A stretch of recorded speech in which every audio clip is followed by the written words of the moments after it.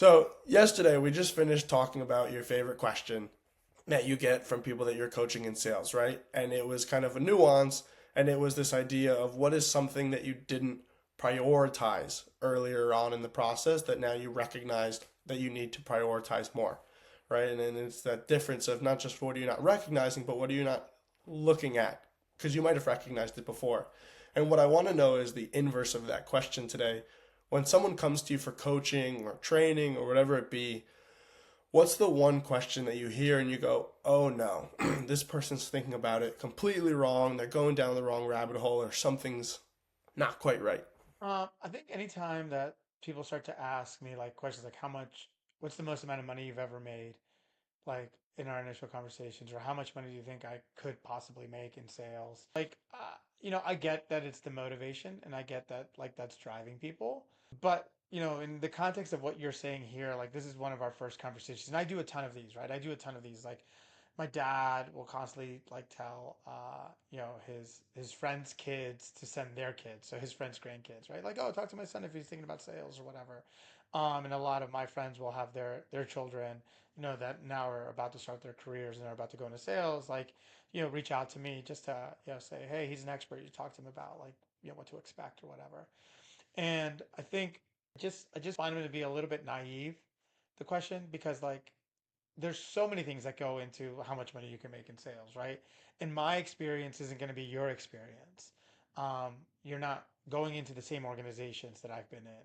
You're not, doing the same things I'm doing. You're selling at a different time. There's just a bunch of different things, right? And so like if you're speaking to an expert in the space, I feel like there's just way better questions to ask. Like, and I don't think it's a bad question. I actually don't think it's a bad question. I just think in this context of what we're talking about, right? It's like I'm meeting someone for the first time and they're like someone's asked me to mentor them or they're asking to be mentored by me and they're asking like that question initially. To me it's just like we can get to that, but like I may never speak to you again and that's what you want to know from me. Do you think that the problem here is them focusing on a money incentive, or is the problem that that question just has so much nuance that it's not a direct enough question? Because it can vary from industry and it's showing that they're really not thinking about the field well enough. Because I feel like those are two different reasons for what makes it perhaps not the most util, the question of most Useful. utility.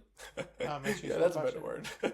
word. I think so. I think there's a couple of things. So number one is like again, like people are always like, hey, you invite your three heroes to a dinner party, right? Like, what would you ask them, right? Like, or whatever, right? And like people think long and hard about that question.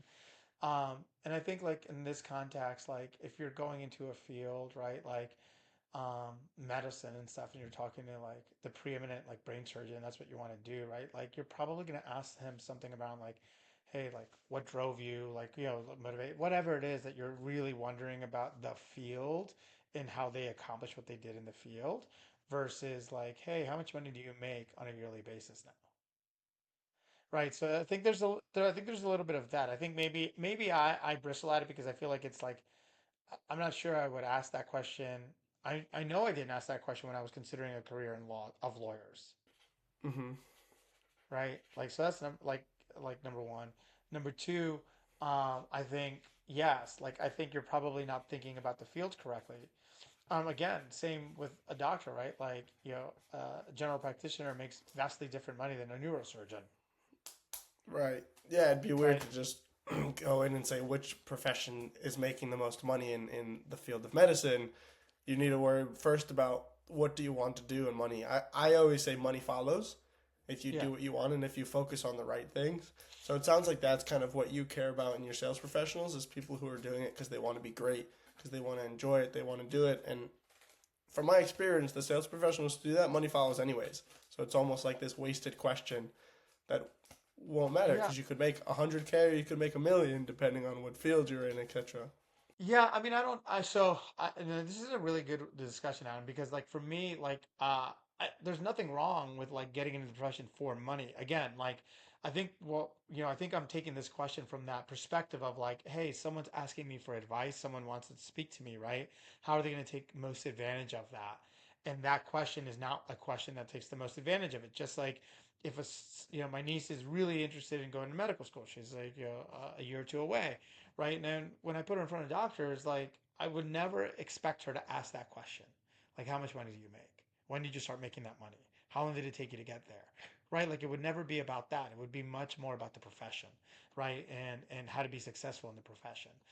So I think that's where my context is coming from when you ask like, hey, like in the why I bristle at that question. Yeah, you know what's interesting is one, right? To your point, there's these other questions that you could really be asking, and I think it's interesting. Sales so often people really center around money, right? The used car salesman, it's just about money, money, money. And you and I have had these discussions in the past. A good sales professional is not worried just about the sale, it's about doing good work. It's about getting someone the right product, right? So this industry, this business shouldn't be any different than if you, like you said, you're asking a lawyer, you wouldn't go how much you make. And then the other thing I was thinking is part of why you wouldn't ask a lawyer how much they make is you could just look it up. It's almost a wasted question. I can look up if you're a public attorney, I could look up if you do private equity, whatever. I can figure out more or less how much these people make, and the same in sales. You can do that beforehand if you want to prepare for that question, and you can figure out the process and how you got there. What you can't always look up is kind of that other question that you asked, right? What's something that you didn't prioritize? That's not a Googleable question. And I do think that that's an interesting thing to think about too, is right? When you have these moments, are you asking questions that you could figure out on your own? Or are you asking something that's specific to a coach or a mentor or Will Fuentes or Adam Rosa? You know, I mean, I know plenty of people in both the legal and medical field that got into it to make money, and that's perfectly fine. I mean, like, yeah, I tell people all the time, you want to make money, get into sales. Like, you want to make money, get into sales, right? Like, you can, you if you learn how to be really great at it, you can have a ridiculously amazing life. Right? And so there's again, like, I don't actually feel like any sort of way for someone who's like, I'm in sales for the money. Great. I know plenty of lawyers that are in it for the money. I know plenty of people that like hate being lawyers, but they love the lifestyle that it affords them. Right. Right? That's okay. I totally get that. And again, the point to your point is like, you know, but I don't know many of those people that did that when they were first trying to figure out whether they wanted to pursue law or medicine, that were going to the people in those respective fields, asking them about their salaries and their money, right? And so like, I mean, I might have asked that when I was 14, 15, 16, but like not when I was coming out of like college, right? Like Right. that wasn't the question I was going to ask coming out of college, right? Like again, I can find that out. Yeah, it's interesting. You mentioned, right, people get into medicine for money. I shadowed a doctor when I was 19. So I was in college. And we were just the first question I asked is how do you feel about the lifestyle? And not the wealth aspect, but quite literally the work life balance, because I was really interested. Him and I were waking up at 5 a.m. I would shadow him the whole day. So we would get into surgery until 11. Then we would go see patients until 4. And then he went and he did free clinical rounds until like 6 or 7. So we were up from 5 to 7, 4 days straight. And I was just asking, how do you feel about this? Like, do you enjoy waking up and doing this every day? And he moved to money. And he said, don't do it. He said, go to Wall Street, work for 6 years, and go retire. And so his focus wasn't do this because I love it. His focus really was I'm in it for the money. And it wasn't the right idea of the money. But the interesting thing is that kind of came up naturally in the conversation, and we were just discussing it. But he obviously also didn't ask those questions early on. Um, and maybe he should have actually, because maybe then if you asked that question, that wasn't the right place for Again, like, all stuff he could have figured out, right? But I guess my point is like, when you're asking the question, is like, hey, what's an indicator to you that this person, is going to be a good professional, right? The first question that we had yesterday is like, hey, what's something that you did not prioritize that you wish you would have, that would have made you more successful earlier? That's a him. fantastic question. It's like you had a blind spot, and now you don't have it because you have experience. So if you go Hmm. back to your old self, what blind spot would you remove? That's really what that question is asking, right? And then Right. the second one, to me, just forget about what the question is. Like, what it indicates to me is someone who's underprepared, someone who's not ready to have a serious conversation about their career. Right. The interesting thing is both of these questions apply to any field and Yeah. not just sales. Oh, yeah. Yeah, yeah. Not a single 100%. one. Sorry to step all over you, but yes. No, please do it because I like when I make a point. You're like, yeah, great point. It's a fantastic point. If we could edit, Will thinks great point. Fantastic point. It absolutely is. I mean, like, and I think, like, you know, I've been blessed to have opportunities to, when I was younger, to speak to a lot of people in a lot of different fields. Like, my father was very good at connecting with people, and then, not asking for favors for himself, but saying, "Hey, my son, you know, would love to learn from you. Would you give him 10 minutes? Would you give him 15 minutes? Would you do whatever?" Right? And so, like, this is one of the reasons why I do it for everybody who wants to talk to me, because so many people spend time talking to me about all different sorts of fields and stuff, and giving me advice. So, you know, and I think, I guess my point to you is if you're going to have this conversation, forget this is, I know this is about sales, but if you want to share this conversation with someone who's not interested in sales, this is the segment that you can be like, oh, you should listen to this, which is, if someone's taking the time out of their busy professional life to speak to you, make it worth their time to speak. My follow up then would be, so you've worked in many different industries. I know you went to law school, right? You worked in a butcher shop. You did all these different things, and obviously the focus has been sales in a lot of these, but not always. What, if anything, do you think makes a sales professional different than other professionals, or do you really think the intangibles are the same? And the reason I ask that is this whole conversation could just be about a good worker. A good worker goes to a coach and asks that question from our other segment, right? What did you not prioritize? A bad worker focuses on money. Do you think there are the intangibles or the basis needed to be a good sales professional that perhaps you don't need in other places, or do you think it's always the same? Be organized, be No, scheduled, whatever. no, I'm going to ask you a question. Uh, what do you think are the two professions that are held to the highest esteem? In society, No, like think about like parents when they're like, I hope my child grows up to be A or B. What is A or B?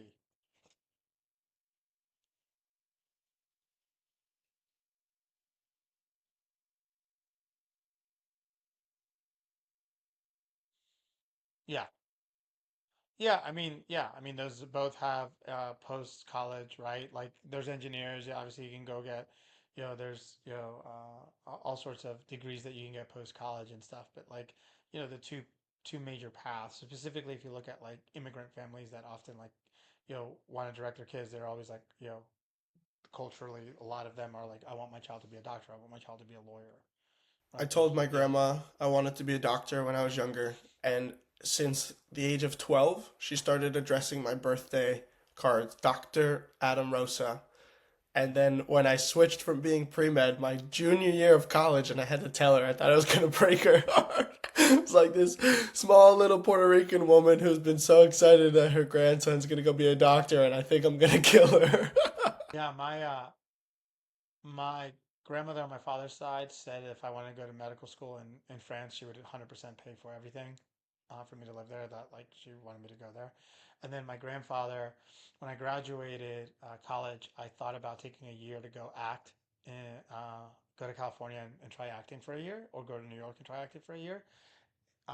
Fits, right? Like so on the nose. And he said to me, if I die the day of your law school graduation, I'll die the happiest man alive. But you do what you want. Oh, he's like, I don't have many years to live, so you do what you want though.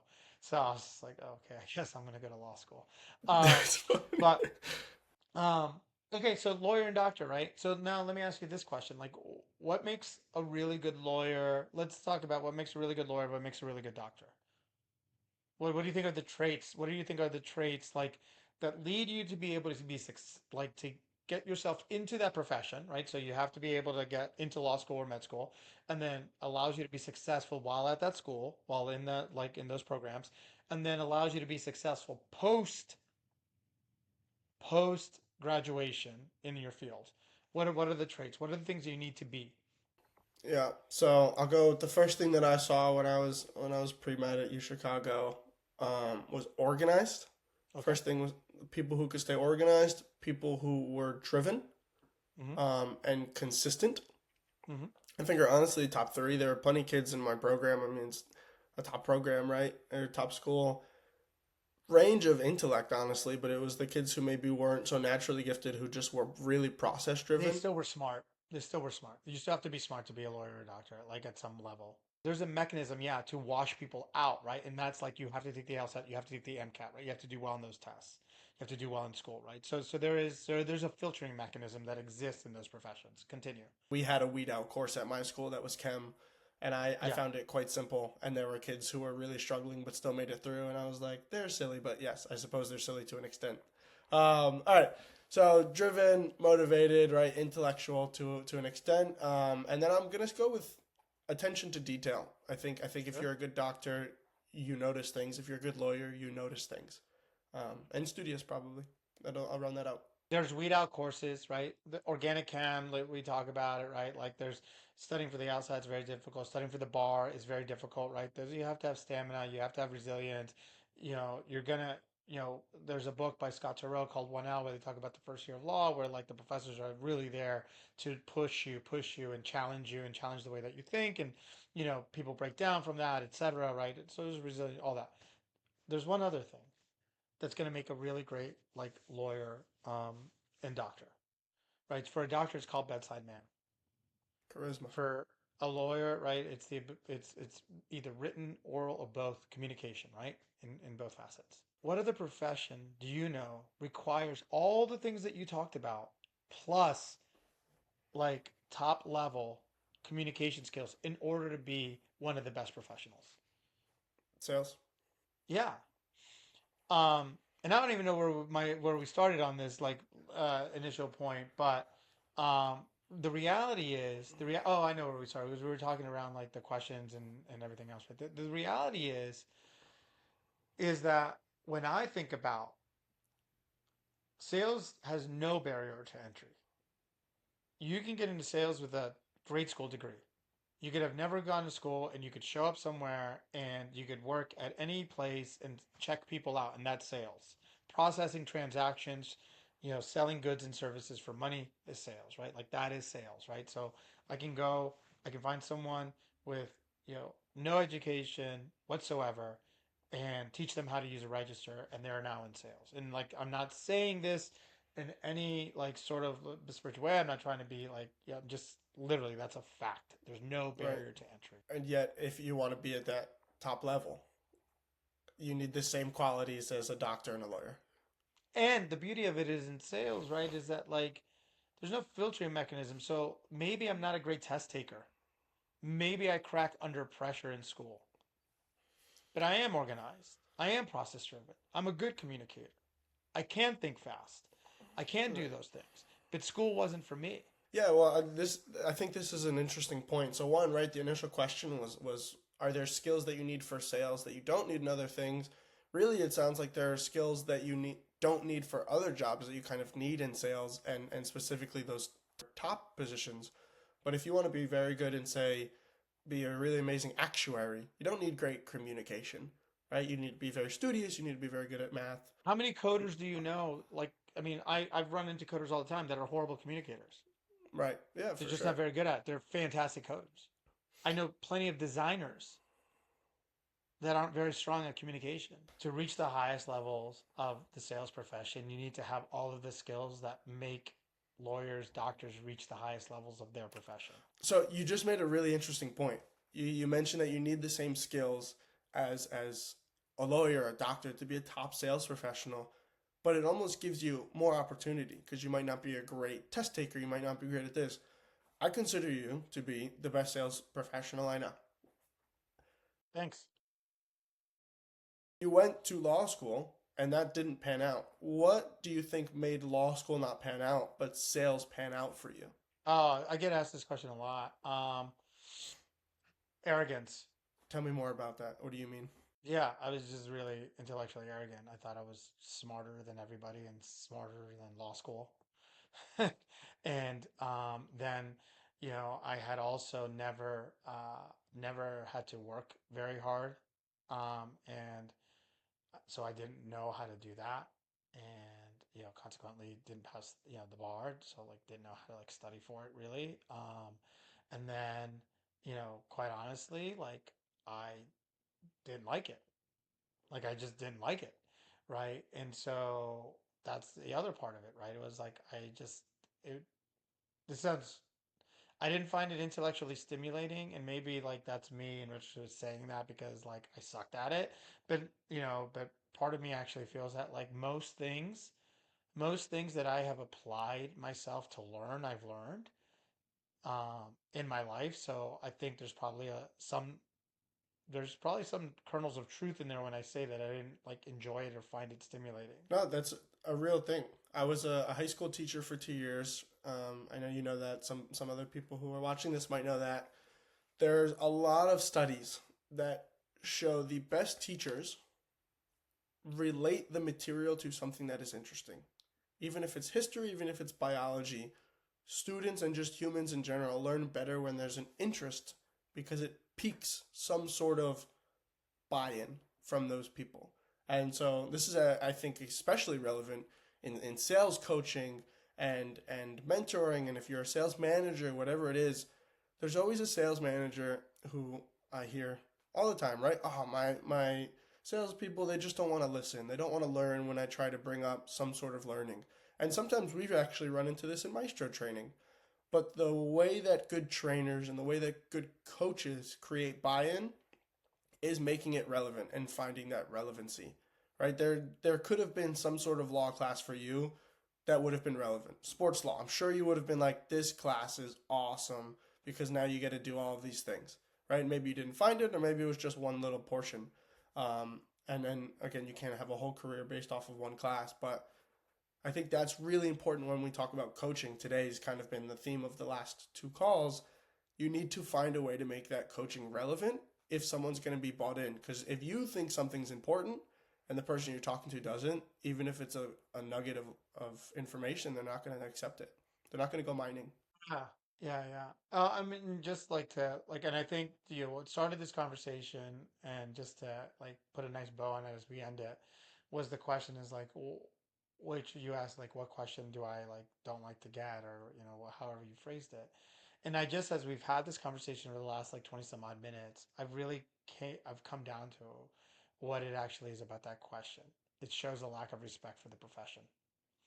And I think that's where like it like starts to like get at me a little bit. It's like, wait, you do not understand how difficult it is to do this at the highest levels, right? And like you should be focused on like how do I get to that level, right? And like just like you wouldn't meet a world renowned brain surgeon. I'm not a world renowned salesperson, but I'm just saying you wouldn't meet like you know, the head of brain surgery at like the Mayo Clinic. I don't even know if they do brain surgery there, but let's say they did.